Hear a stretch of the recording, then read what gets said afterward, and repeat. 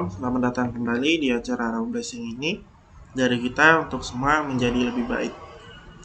Sebelum kita masuk ke acara selanjutnya, mari kita satu dalam doa. Terima kasih Tuhan, terima kasih Bapa buat pernyataan-Mu pada hari ini. Kami masih bisa berkumpul kembali di dalam acara Raw Blessing ini Tuhan. Tuhan berkatilah setiap orang yang terlibat, berkatilah orang yang akan nonton acara ini. Biarlah ini bisa menjadi berkat untuk pribadi kami masing-masing. Inilah doa kami Tuhan, terima kasih, haleluya, amin. Selamat menyaksikan acara Raw Blessing ini selanjutnya.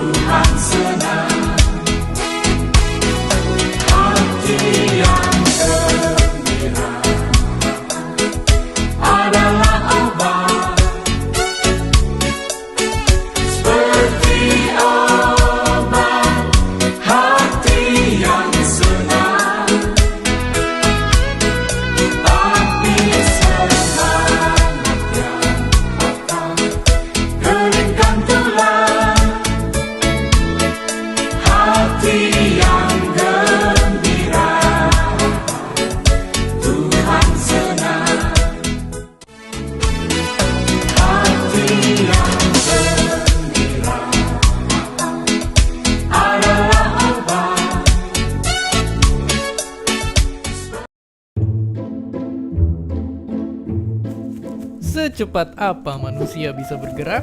Secepat pelari nomor 1 dunia? Atau malah bisa jauh lebih cepat dengan bantuan pesawat luar angkasa?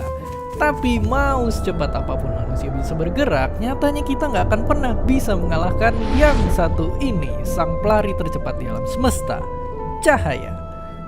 Pertanyaannya, kenapa begitu? Oke, jadi sebelum tahu kenapa, mari kita bayangin sejenak, secepat apa cahaya itu bisa bergerak.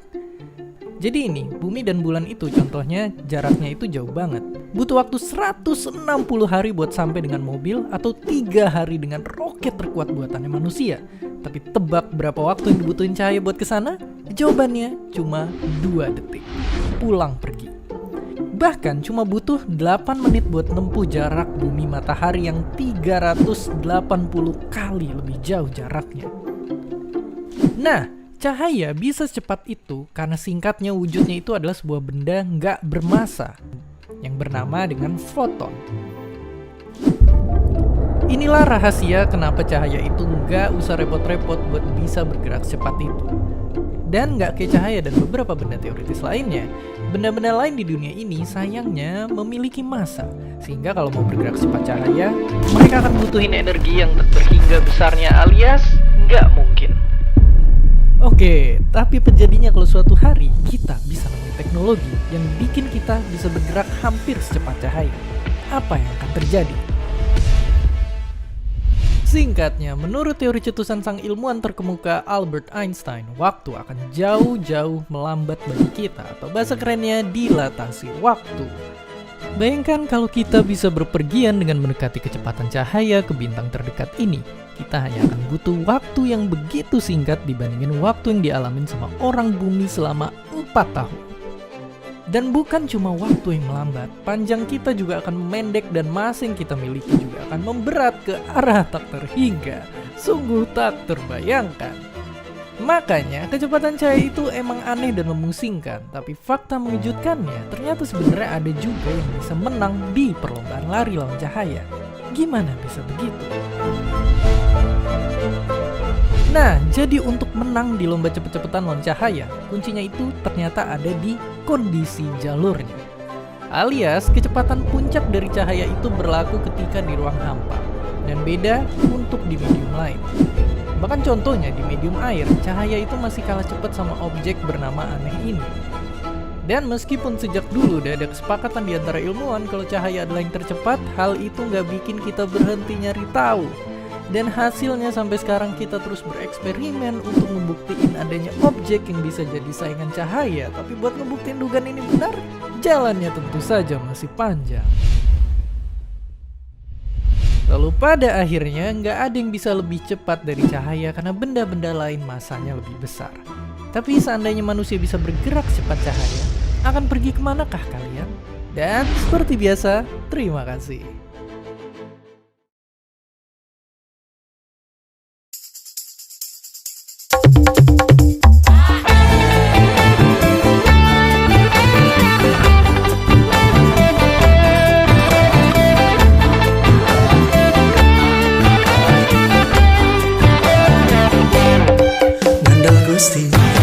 Gandal Gusti, Gandal Gusti,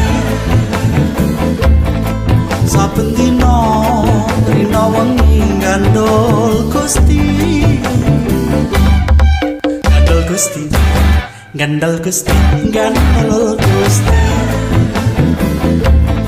saben dina rina wengi gandol Gusti.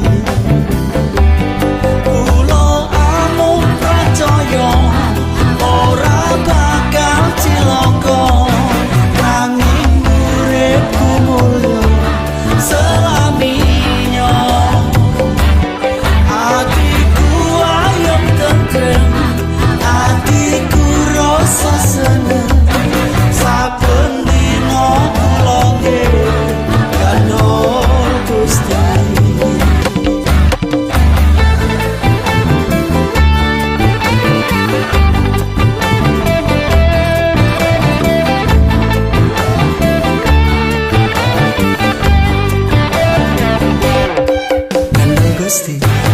Gandal Gusti, Gandal Gusti,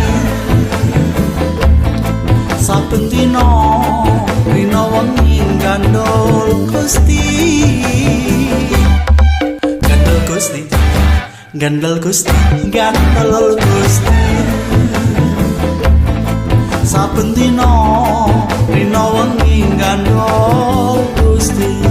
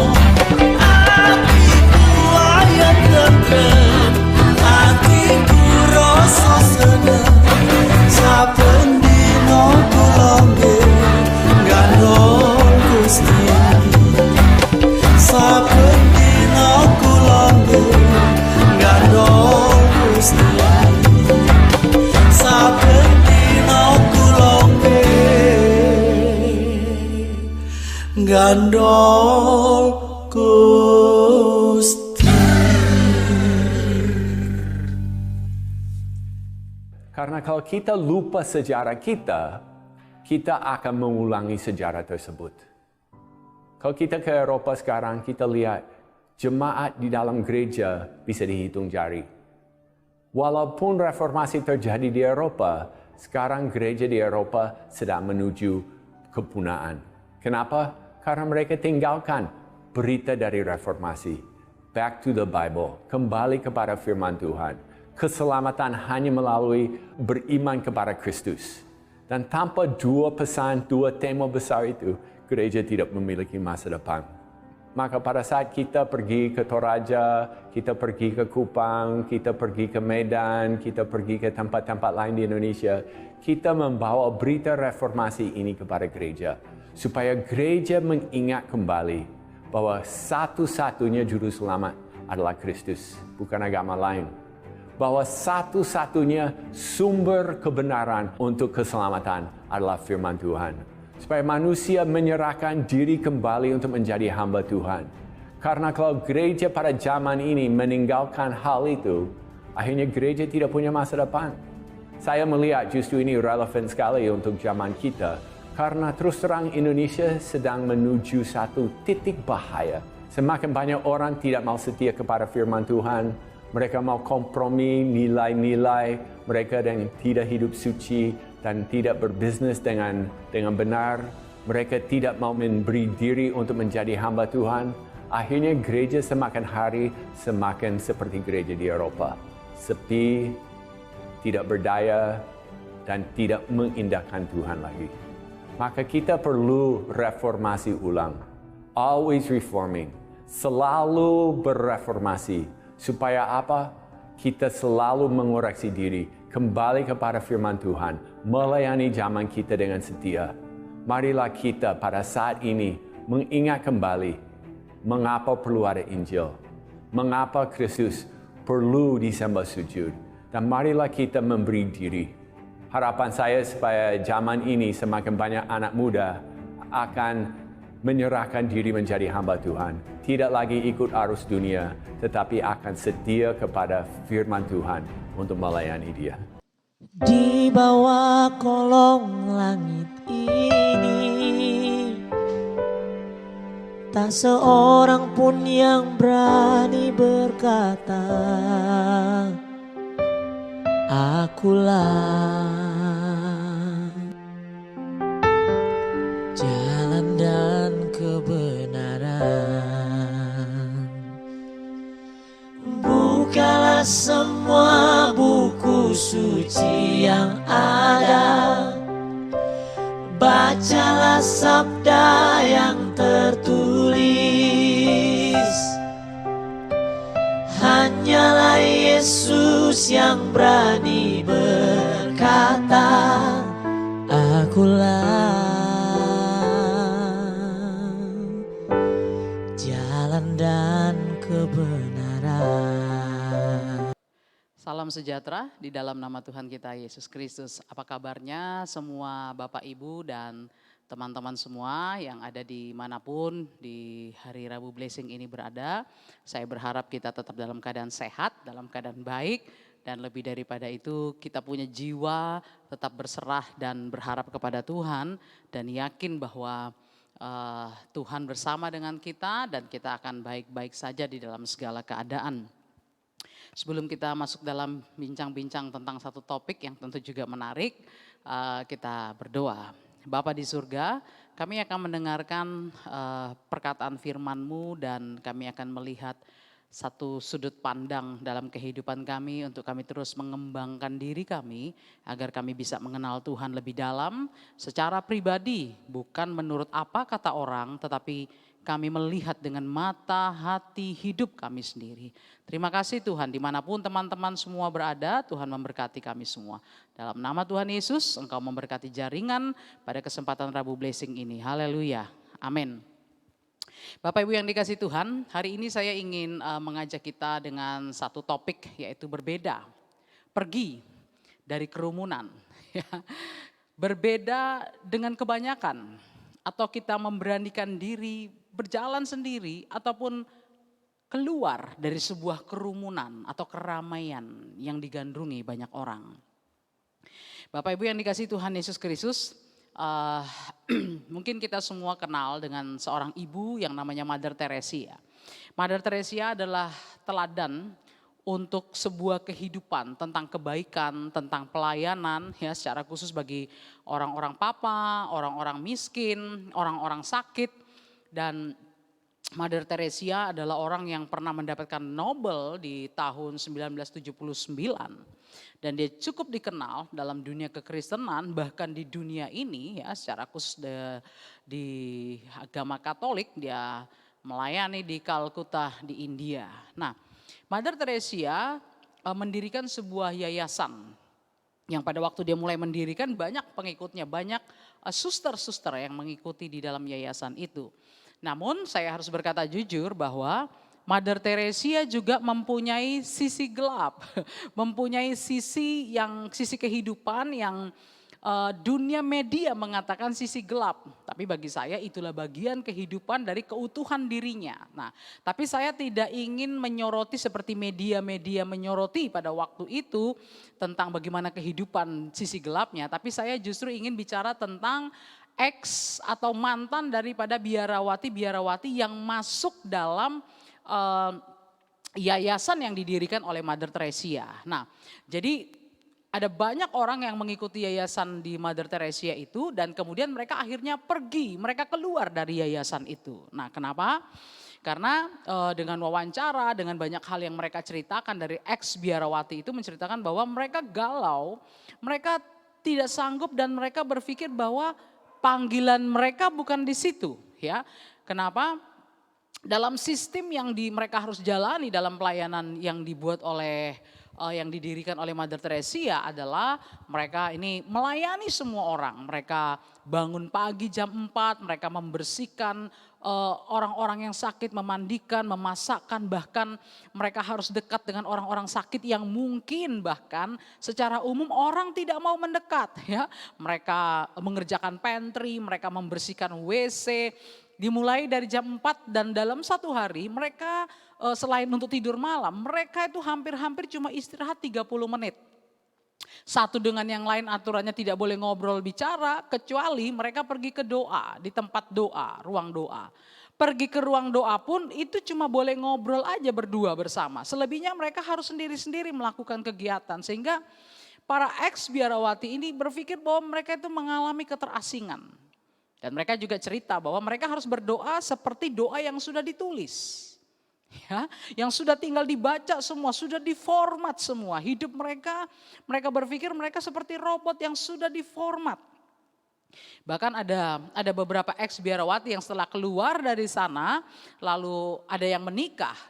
Ya, ketika dia menikah, dia merasa masih membawa beban rasa tertuduh sehingga apa? Setiap malam dia suruh suaminya pukul badannya, ambil cambuk pukul badannya, ya, sampai kadang berdarah untuk apa? Untuk menebus rasa yang sudah pernah terdoktrin dalam pikirannya. Nah, Bapak Ibu dan semua teman-teman yang dikasihi oleh Tuhan Yesus Kristus, saya ingin mengatakan memang Mother Teresa adalah sosok yang menghayati pengenalannya akan Tuhan, menghayati kepengikutannya akan Kristus adalah dengan penderitaan. Jadi dia berpikir, dia menghayati bahwa dengan menderita, dengan menyatu dengan penderitaan yang paling mengerikan, dia semakin dekat dengan Tuhan. Itulah yang dialami dan itulah kehidupan Mother Teresa. Dan memang saya berpikir bahwa memang itulah panggilan Tuhan kepada Mother Teresa. Nah, tetapi di sisi lain kita juga harus belajar melihat bahwa setiap kita mempunyai panggilan-panggilan yang dinamis dari Tuhan. Nah, satu waktu ada seorang wartawan yang bertanya kepada ex biarawati. Dia berkata, kenapa enggak dari dulu Anda keluar dari yayasan itu kalau memang Anda merasa panggilan Anda bukan di situ. Karena para ex biarawati yang keluar dari yayasan itu, mereka justru setelah keluar dari sistem itu, mereka justru mengembangkan diri dengan sangat luar biasa. Mereka juga melayani tetapi dengan sistem dan tata cara yang lain. Mereka juga melayani hal-hal yang sama, mereka juga berguna hidup mereka. Nah, lalu salah seorang itu menjawab, dia bilang sulit. Dia menjawab sulit. Ketika kamu berpikir bahwa Tuhan memanggilmu di situ, apalagi diteguhkan terus selalu diteguhkan dengan Mother Teresa, sulit untuk memutuskan apakah memang ini panggilanku, apakah memang tempatku di sini atau di tempat yang lain. Nah, Bapak Ibu yang dikasihi oleh Tuhan Yesus Kristus, kita ini hidup di tengah kehidupan, ya, yang serba patuh. Tapi saya ingin mengatakan dari apa yang saya ceritakan dari kisah hidup Mother Teresa, secara khusus ex biarawati yang pernah masuk dalam yayasan Mother Teresa adalah bahwa berkata iya, selalu berkata iya dan patuh. Tidak menjamin bahwa saya dan saudara Tidak menjamin saya dan saudara sedang berada atau berjalan di dalam sebuah kebenaran. Sekali lagi, ini penting ya. Ini esensinya, ini dasarnya yang menjadi pembahasan saya ke depan dalam Rabu Blessing ini adalah selalu berkata iya dan patuh tidak menjamin bahwa Anda sedang berada di tempat yang benar. Nah, Bapak Ibu yang dikasih Tuhan, kita ini kan hidup dalam dunia kepatuhan ya, dalam dunia kepatuhan. Orang contoh nih, kalau orang sekolah ini ya, anak sekolah ini, SMP, SMA lah saya beri contoh. Kalau anak itu rajin, selalu disuruh gurunya mau, pakaiannya rapi, selalu masuk di dalam, selalu yes dengan kata gurunya, disuruh apa saja mau, ya. Pokoknya apa saja lah begitu. Maka anak-anak yang seperti itu cenderung bisa punya peluang masuk di OSIS. Ya, apalagi dia punya performa yang bagus begitu ya, anak yang taat, dia punya peluang bahkan menjadi ketua OSIS. Tapi anak-anak yang seperti saya pakai buku, satu buku bisa jadi 3 mata pelajaran. Kadang-kadang baju taruh di luar, tidak masuk di dalam. Kadang kalau sudah panas digulung sedikit. Begitu ya saudaraku yang dikasih Tuhan Yesus Kristus, jauh peluang untuk masuk di OSIS. Walaupun saya juga SMP, SMA sampai mahasiswa saya ada di OSIS dan ada di Senat gitu ya. Tetapi secara general perform yang urakan itu tidak mempunyai peluang untuk masuk di organisasi seperti itu. Yang dicari anak yang nurut, anak yang taat, saudara yang dikasih Tuhan. Nah, saya beri contoh lain lagi dalam dunia pekerjaan. Dalam dunia pekerjaan patuh terhadap perintah atasan apa saja. Ya, perintah apa saja selalu dilakukan, patuh dalam hal time, dalam hal apa, dalam hal lembur, bahkan ya ketika bos kita membuat catatan-catatan pajak atau catatan-catatan laporan yang kemudian diselewengkan dan kita cuma diam saja, kita patuh saja terhadap arahan-arahan pimpinan bos kita, maka saudara akan cenderung punya peluang untuk dipromosikan. Saudara lebih banyak cenderung punya peluang untuk dipromosikan dibanding dengan karyawan yang berani mendebat bosnya. Dibanding dengan karyawan yang mungkin berani berargumen apalagi tidak setuju dengan apa saja yang dibuat dengan atasannya atau pimpinannya yang sebenarnya memang merupakan suatu penyelewengan. Dia tidak punya kesempatan yang banyak seperti orang yang yes man ini ya, teman-teman yang dikasih oleh Tuhan Yesus Kristus. Demikian juga dengan anak-anak kita di rumah, anak-anak yang disuruh apa aja selalu taat, ya, disuruh beli garam iya, disuruh angkat galon iya, disuruh pergi pasar iya, disuruh antar mama iya, disuruh antar bapak iya, disuruh apa saja iya, itu cenderung akan dikatakan anak lebih baik, ya, dibandingkan dengan anak-anak yang hari-hari mungkin pegang gadget, ditanya jawab iya tapi matanya di gadget. Ya, maka impress kepada anak yang selalu berkata iya itu akan lebih daripada anak yang contoh-contoh yang lain seperti itu ya.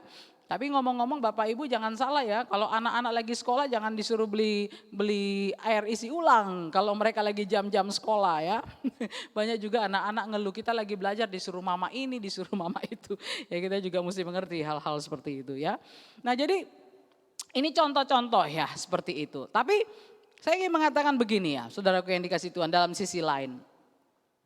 Ada bahayanya saudaraku, ternyata ada bahaya, justru juga ada bahaya dalam kepatuhan. Ya, yang membuat kita ini bisa ya, kepatuhan tertentu ya, yang selalu berkata iya atau yes man minded ya, itu bisa juga akhirnya membuat saya dan saudara kehilangan identitas untuk menjadi diri sendiri, kehilangan identitas untuk menjadi diri sendiri seperti yang dianugerahkan Tuhan kepada kita. Saya berani membahas topik ini kenapa? Karena saya melakukannya. Dan saya punya pengalaman dan banyak pengalaman tentang berani berbeda dengan orang lain. Ya, pengalaman berani berbeda tentang adat istiadat, berani berbeda tentang bagaimana pengenalan akan Tuhan, tentang bagaimana memperlakukan orang, ya, tentang doktrin dan lain sebagainya. Saya sudah sering dan memutuskan untuk seringkali ketika saya bergumul ya, dan kemudian pergumulan itu saya bawa sama Tuhan, saya mempunyai keberanian untuk berbeda dengan orang lain dan saya tidak takut dengan omongan orang apapun juga. Dan puji Tuhan sampai hari ini Saya baik-baik saja dengan perbedaan-perbedaan itu, saudaraku yang dikasihi Tuhan. Sehingga ketika saya membicarakan hal ini tentu ada satu pengalaman dan juga sesuatu yang saya coba pelajari dan pergumulkan secara general. Jadi Bapak Ibu yang dikasihi Tuhan, ini ketika kita hanya berpikir bahwa kata iya, selalu iya itu adalah baik, justru Anda justru bisa kemungkinan juga kehilangan identitas untuk menjadi diri sendiri seperti apa yang sebenarnya Tuhan anugerahkan kepada Bapak, Ibu dan semua teman-teman. Anda lihat contoh orang yang bom bunuh diri. Mereka diformat dengan agama, Mereka bunuh diri dan mereka meninggalkan anak-anak mereka. Bahkan ada juga yang membawa istri dan anak-anak untuk mati bersama-sama. Anda pikir, apakah memang itu rencana Tuhan? Ya, saudaraku yang dikasihi Tuhan Yesus Kristus. Nah, atau contoh dalam dunia kekristenan. Anak yang dari kecil, saudaraku anak yang dari kecil didikte menjadi Kristen. Pokoknya diajarin jadi Kristen. Jadi Kristen itu seperti apa? Mulai dari sekolah minggu dicekokin. Pokoknya diajari semua. Sehingga mereka menikmati, mempercayai, menghidupi semua yang diceritakan. Mereka menghayati, menghidupi semua yang diajarkan. Nah, ketika ada anak-anak yang ragu tentang ajaran itu, ragu tentang cerita Alkitab, ragu tentang cerita sekolah minggu dan kemudian mereka bertanya, apa memang benar, contoh nih, apa memang benar Tuhan Yesus itu juru selamat? Apa buktinya? Memangnya manusia bisa jadi Tuhan? Lalu seringkali jawaban yang datang kepada mereka adalah, kamu ini kurang beriman. Kamu ini ragu-ragu, tidak boleh, kamu ini tidak beriman. Nah, sehingga jawaban-jawaban yang seperti itu membuat orang pokoknya jadi ikut aja. Pokoknya Kristen gitu ya. Tapi kita melihat pada kenyataannya ada banyak anak-anak mulai dari kecil sekolah minggu. Jadi orang Kristen sampai besar semua ibadah diikuti. Tapi mereka ternyata tidak mengenal Tuhan secara pribadi dalam hidupnya. Selain hanya menjadi orang Kristen. Sehingga mereka gampang diombang-ambingkan badai dalam kehidupan ini. Nah, saudaraku yang dikasihi oleh Tuhan Yesus Kristus, justru ketika kita berpikir bahwa sistem kepatuhan dan selalu berkata iya itu baik, justru itu saya ingin mengatakan secara pribadi, justru itu seringkali juga membuat kita kehilangan jati diri dan identitas kita yang sebenarnya Tuhan punya panggilan buat setiap kita dalam kehidupan ini. Nah, kemudian saya coba melihat ini, merenungkan ini. Kenapa sih orang itu suka banget gitu ya, ikut dengan yang banyak gitu ya. Menyesuaikan dengan yang banyak gitu ya. Kenapa? Baik dalam adat istiadat, dalam suku, dalam sistem gereja, dalam apa saja, dalam pergaulan, dalam sosial. Kenapa kita cenderung ikut yang banyak? Saya tidak berkata bahwa yang banyak itu salah, tidak. Tetapi kenapa setiap pribadi kita cenderung takut berbeda begitu ya. Padahal mungkin ada suara hati kita, ada pergumulan, ada hipotesa, ada pergumulan yang menunjukkan kita sesuatu yang sebenarnya itu menuju kepada kebenaran. Tapi karena kita berbeda dengan yang lain, kita takut. Nah, saya menemukan ada dua hal. Kemungkinan karena apa? Karena satu, kita kurang informasi. Saudara mungkin kurang informasi. Kurang informasi itu bisa karena memang kurang matang, kurang banyak belajar, ya, kurang banyak merenungkan, kurang banyak menarik kesimpulan, kurang memperdalam, kurang kritis. Sehingga kita kurang informasi. Contoh nih, saya beri contoh yang gampang ya. Kalau di luar negeri orang haus bisa minum di keran-keran di jalan-jalan gitu. Kenapa?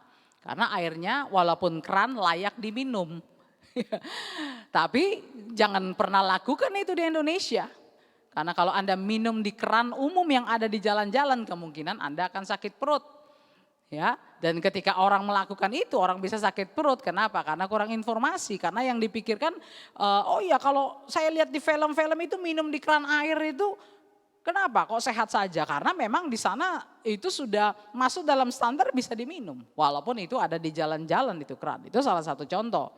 Nah, saudaraku yang dikasihi oleh Tuhan Yesus Kristus, yang kedua.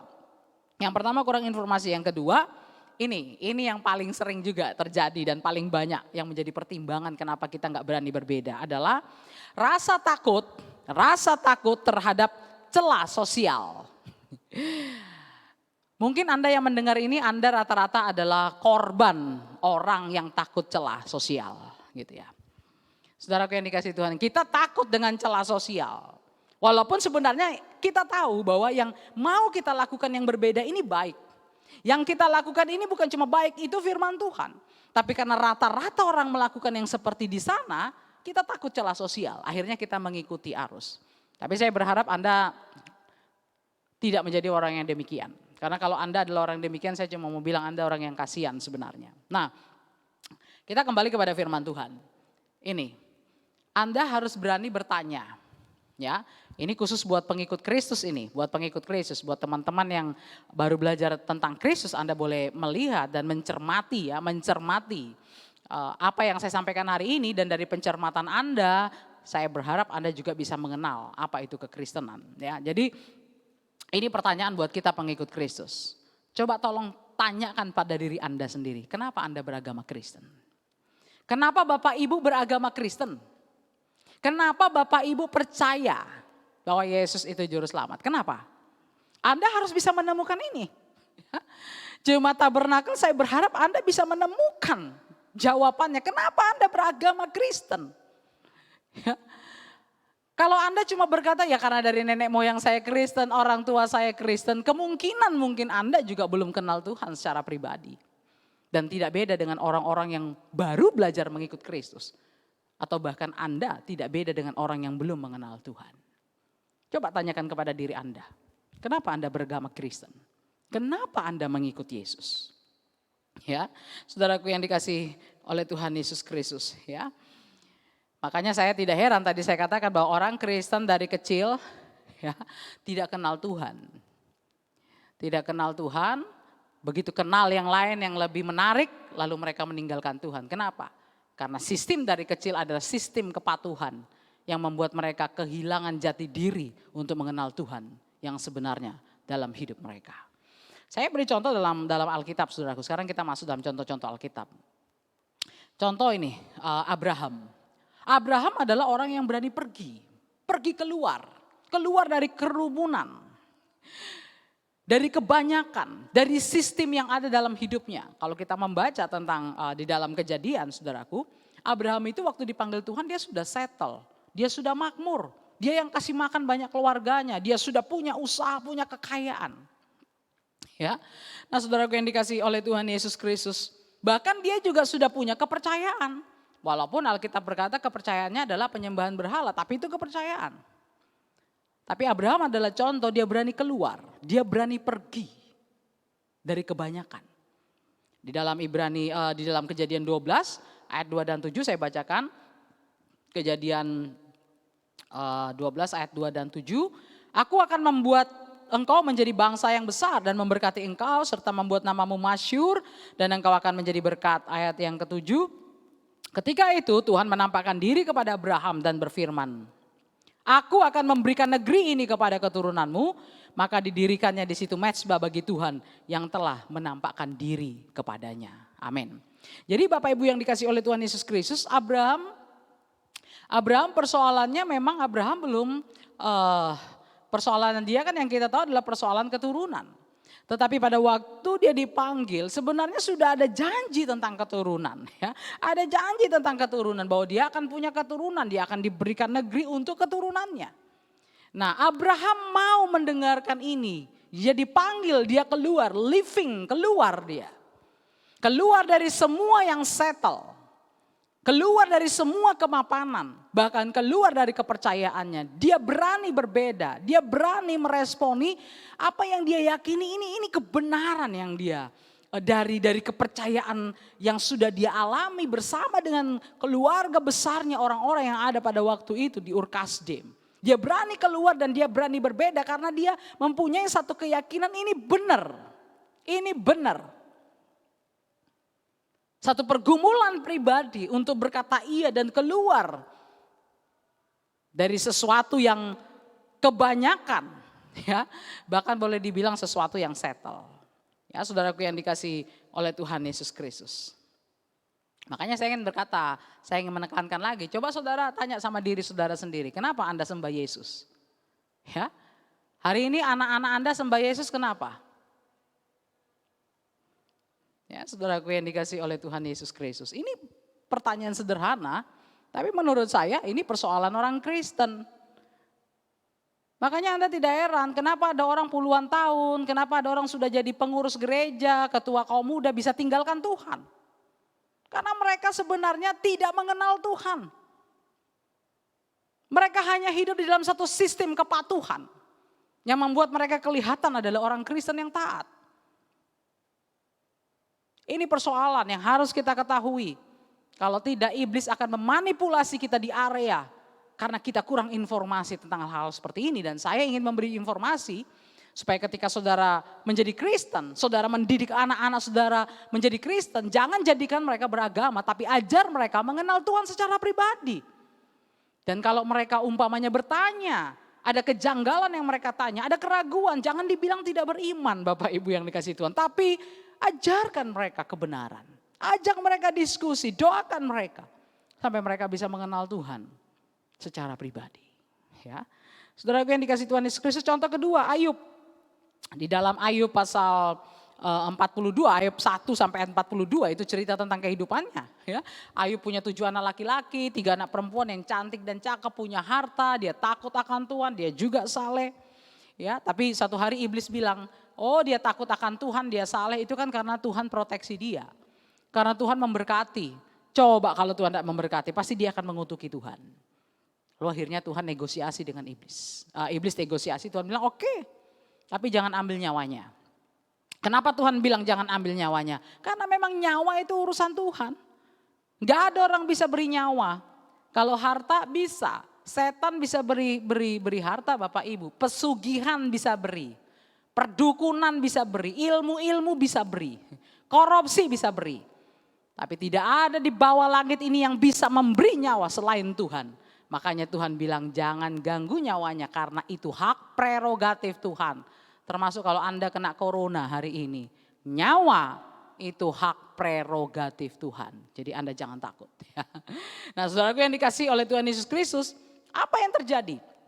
Ketika semua diambil, anaknya meninggal, hartanya habis. Apa yang terjadi? Istrinya pun meninggalkan dia. Istrinya pun memaki-maki dia, meninggalkan dia, anaknya meninggal, hartanya hilang. Bahkan bukan itu saja, teman-temannya yang selama ini bersama-sama memberikan pandangan-pandangan, bahkan teologia yang memojokkan Ayub. Mereka banyak mengatakan tentang pengajaran-pengajaran dari teman-temannya, 3 temannya ini. Tetapi yang saya lihat adalah Ayub keluar dari semua itu. Ayub keluar, berani berbeda dan keluar dari pandangan istrinya. Ayub pun berani berbeda dan keluar dari pandangan-pandangan teologi 3 temannya yang lain. Ayub berbeda. Ya, saudaraku yang dikasih Tuhan Yesus Kristus. Dan di dalam kehidupannya yang berani berbeda dan keluar dari semua itu. Keluar dari pandangan teman-temannya yang meneguhkan dan memojokkan. Keluar dari pemikiran istrinya yang kelihatannya sih masuk akal juga gitu ya. Apa yang dikatakan 3 sahabatnya, apa yang dikatakan istrinya mungkin masuk akal juga gitu. Dan mungkin bukan cuma istri Ayub, banyak orang juga akan mengatakan hal-hal yang demikian, sama. Tapi ini yang terjadi, Ayub keluar dari semua itu. Dan dia melakukan apa yang menjadi keyakinan pribadinya. Dan justru ketika dia keluar dari semua keadaan, pemikiran-pemikiran orang banyak. Dan dia tetap percaya pada panggilan pribadinya. Justru di situ dia mengenal Tuhan. Di dalam Ayub 42 ayat yang kelima. Dia berkata begini pada akhirnya. Hanya dari kata orang saja aku mendengar tentang engkau. Tetapi sekarang mataku sendiri memandang engkau. Jadi Ayub ketika dia berani keluar dari semua pandangan yang lain dan berbeda. Dan dia mulai menghidupi apa yang menjadi panggilan pribadinya. Keyakinan dan pengalamannya. Dia justru mengenal Tuhan secara pribadi. Contoh kedua. Nah contoh ketiga dari Yesus sendiri. Saya ingin memberikan contoh ketiga dari Yesus sendiri. Yesus mengajar dengan beberapa perumpamaan. Satu hari dia memberikan perumpamaan tentang anak yang hilang. Ya. Saudaraku, anak yang hilang tentu kita semua sudah tahu tentang cerita anak yang hilang. Bagaimana anak bungsu, sebenarnya sih kalau dibilang anak hilang sih saya tidak terlalu setuju ya. Kenapa? Karena sebenarnya dia enggak hilang, orang dia pamit kok. Kalau hilang itu enggak pamit gitu ya. Jadi ini anak yang pergi, walaupun lembaga Alkitab mungkin supaya lebih familiar ya, ada suasana tertentu dan familiar, mungkin lembaga Alkitab memberikan judul anak yang hilang ya. Tapi kalau kita menelusuri sebenarnya dia nggak hilang karena dia pamit pergi loh ya, dia pamit pergi, anak itu pamit pergi. Ya, jadi anak bungsu ini pergi. Tapi justru dari kepergiannya itu,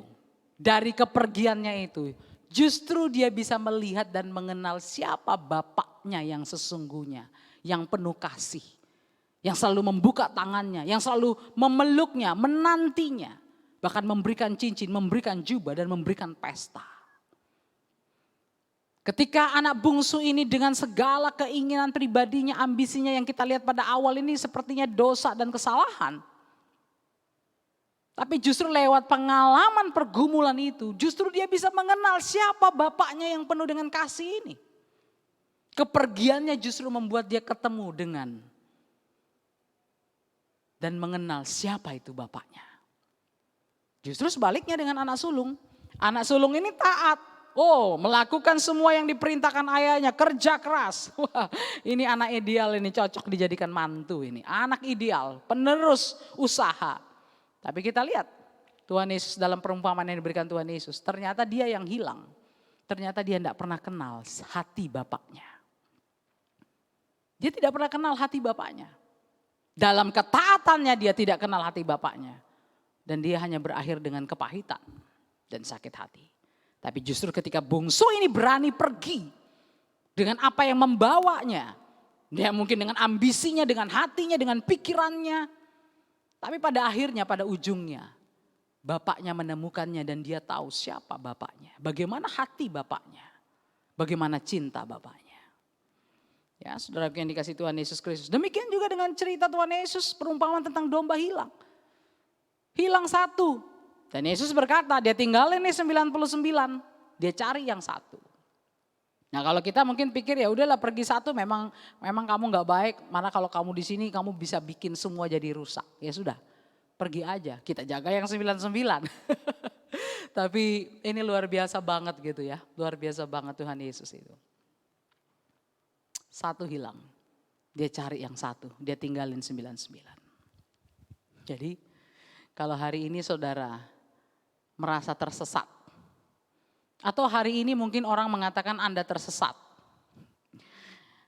Orang menilai Anda ragu-ragu. Orang menilai Anda berbeda. Kamu tidak seperti anak-anak yang lain yang baik-baik. Karena kamu sedang menjalani panggilan hatimu. Mungkin yang kamu lakukan seperti anak hilang ini. Gaya-gaya preman, gaya-gaya durhaka gitu ya, gaya-gaya pemberontak. Tapi saya tantang Anda, ayo. Tunjukkan dalam panggilan pribadimu bahwa kamu bisa menemukan Tuhan. Bukan menemukan setan. Tunjukkan dalam perjalanan hidupmu. Kamu harus mempergumulkan itu.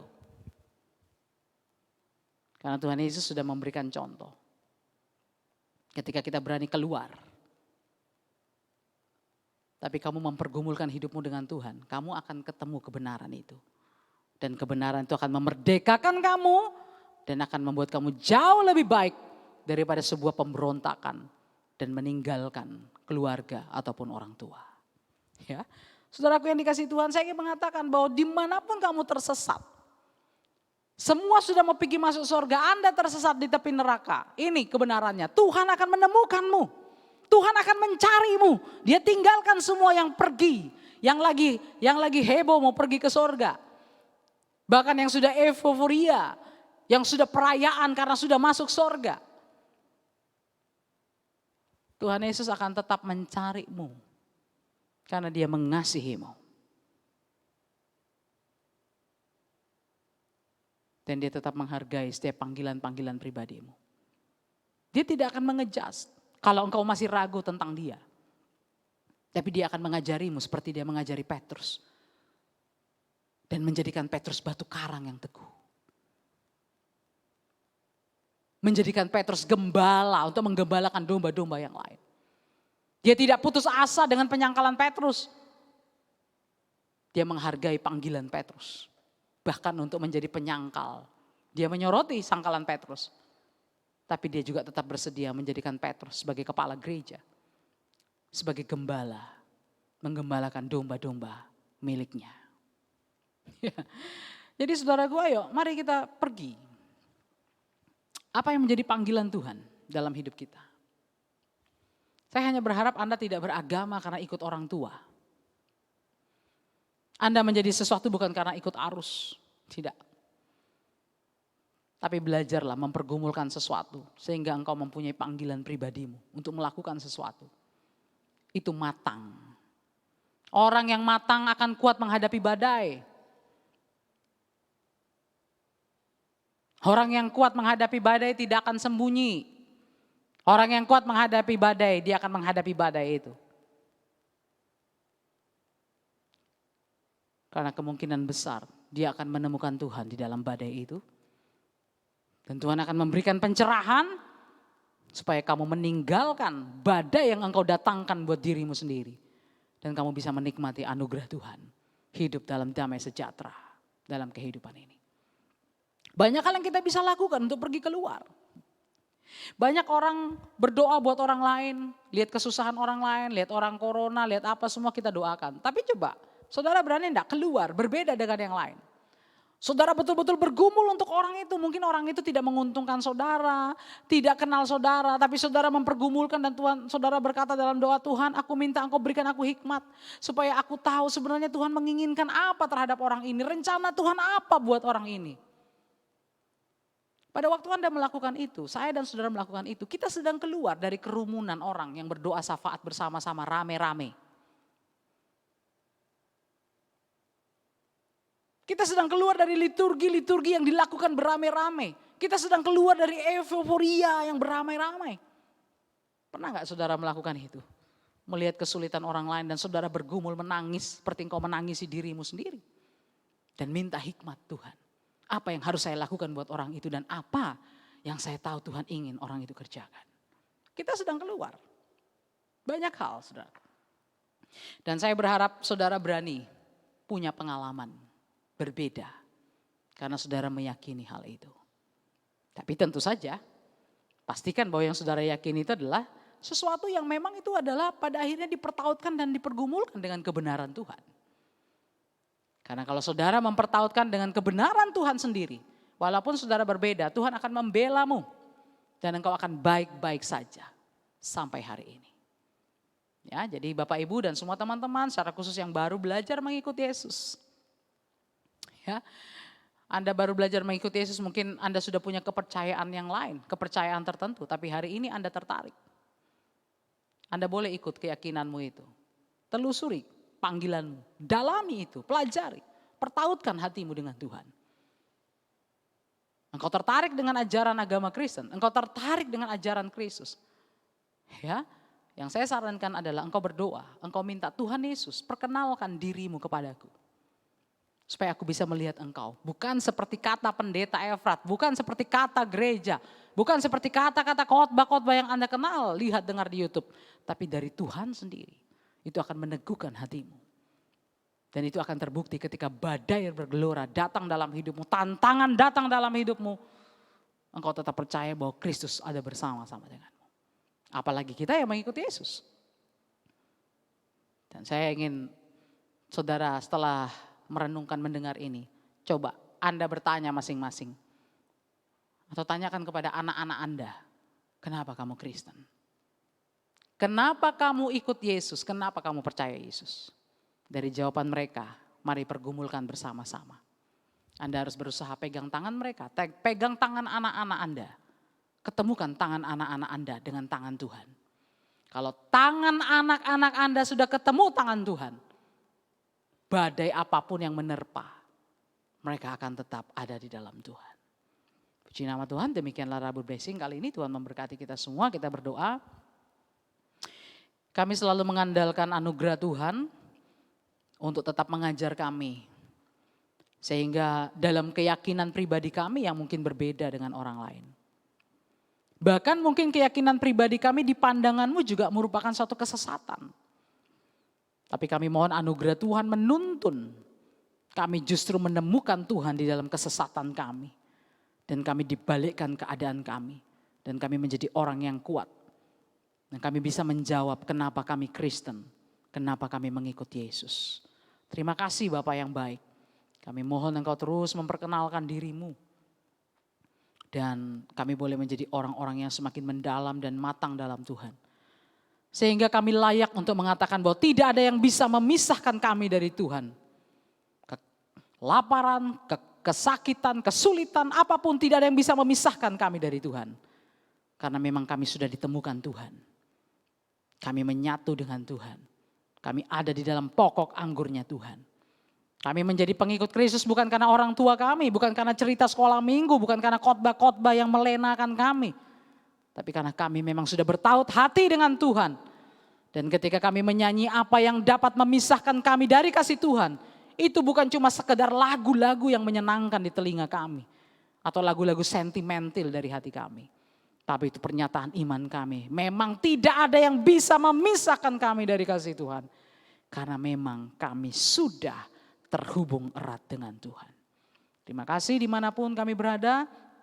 Tuhan akan mengaruniakan kasih anugerah-Mu kepada kami semua. Di dalam nama Tuhan Yesus kami berdoa dan mengucap syukur. Haleluya. Amin.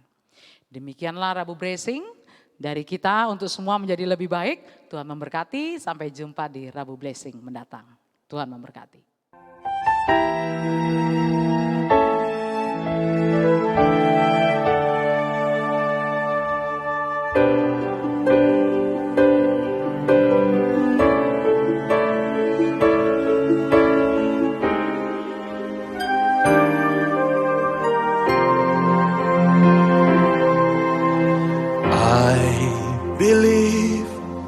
In miracles, I've seen a soul set free.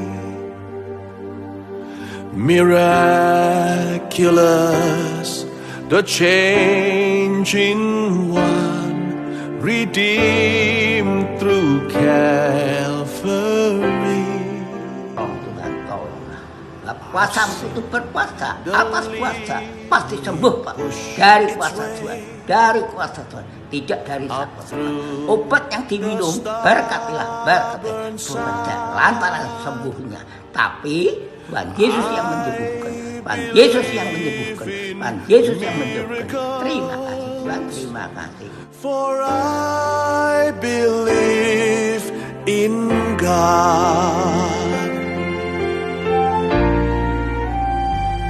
Sakit kemarin khawatir enggak? Enggak. Khawatir gitu, pedih enggak? Enggak. Pikiran apa-apa. Enggak mikir apa-apa? Enggak pikiran. Nah, engkong tahu kalau mati itu ya enggak. Iya. Saya percaya sungguh Tuhan sudah berfirman 104. Iya. Jadi nanti kalau boleh ditambah lagi saya minta 110. Terus 10. Ada suara 112. Oh gitu ya. Yang berkembang di padang yang gersang, ku percaya mukjizat, sebab percaya Tuhan. Sekian dari rangkaian acara Rabu Blessing ini. Biarlah apa yang sudah kita saksikan dapat menjadi berkat buat kita semua. Dari kita untuk semua menjadi lebih baik. Tuhan Yesus memberkati.